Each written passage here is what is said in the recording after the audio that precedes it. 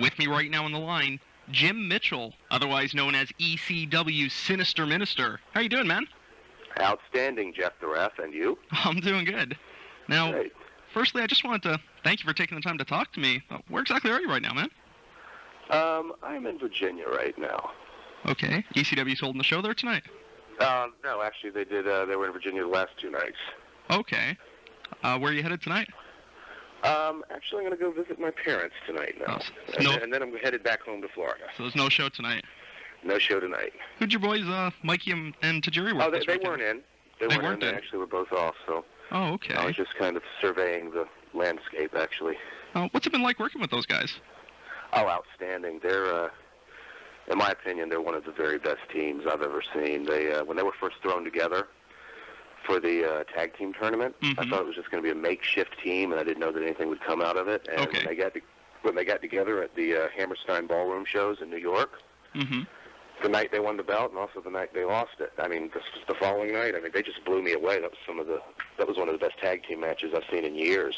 Yeah, And even people who normally dislike, our gimmick, couldn't help but put over how strong the matches were with the FBI. So, they're a pleasure to work with. They're really, really talented guys. They're one of the most entertaining teams you guys got going right now in ECW. Thank you. How long have you yourself been with ECW now? It's been maybe about a year?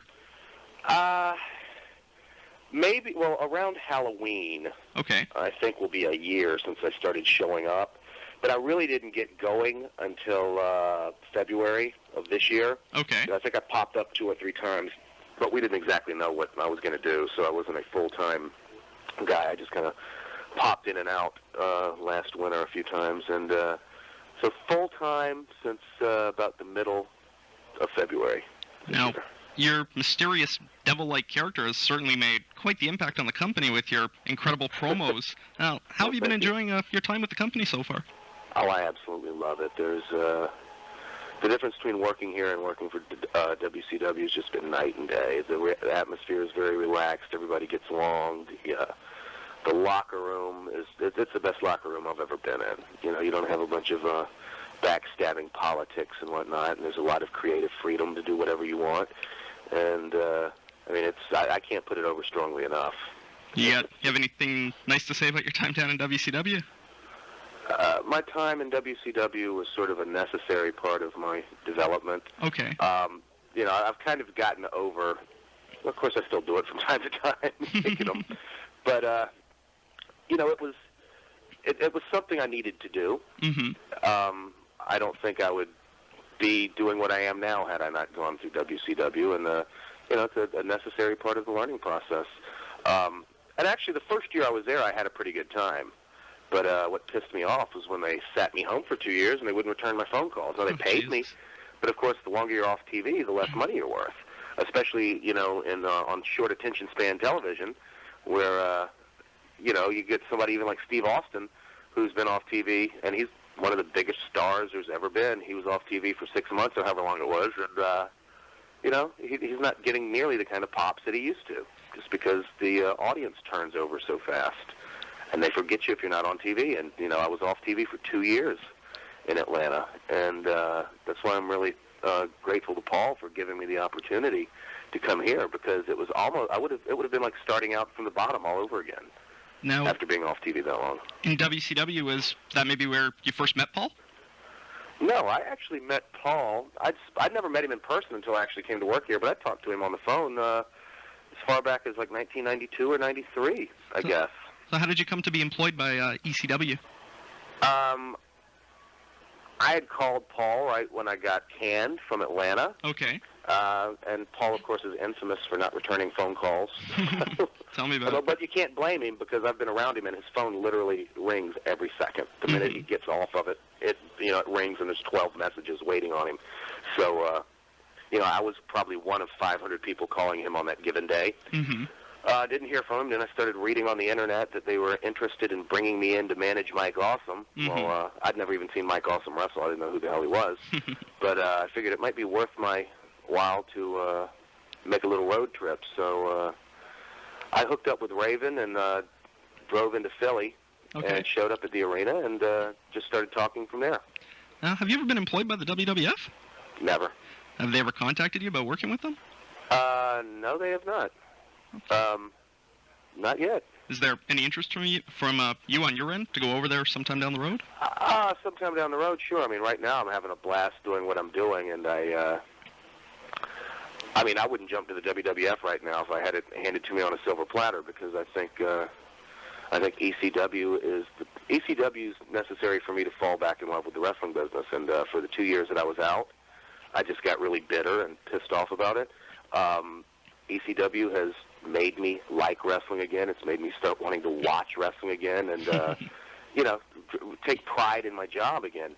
And I think that there's a lot more learning and polishing my skills to be done before I should consider going anywhere else.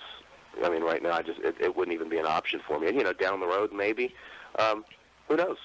But they don't really use managers in the WWF. Not anymore. You got the valets happening. Yeah, they got valets, and then you have like Shane or Vince, but you can't really call them managers per se. Paul's the only guy who really uses male managers. Now, as I'm sure you've heard by now, ECW's been taken off of TNN effective immediately. Yes. What's the latest you've heard at this time in terms of ECW securing a national TV deal? They're still in talks with USA. They're still probably in talks with various other companies. That's as far as I know about that. I do know the reason that we are no longer on TNN was that they came to us and they said, we'll let you stay on TV if you give us a percentage of your pay-per-view revenue, and you sign this paper agreeing to drop all claims of damages against you. And Paul told them to shove it up their ass. Because, now think about this. If you weren't afraid that somewhere down the road somebody was going to stand up to you and have charges that they could bring against you for damages, I mean, why would you make somebody sign a paper like that? Why would you ask them to? And how's it going to look in court when our lawyers say, oh, really?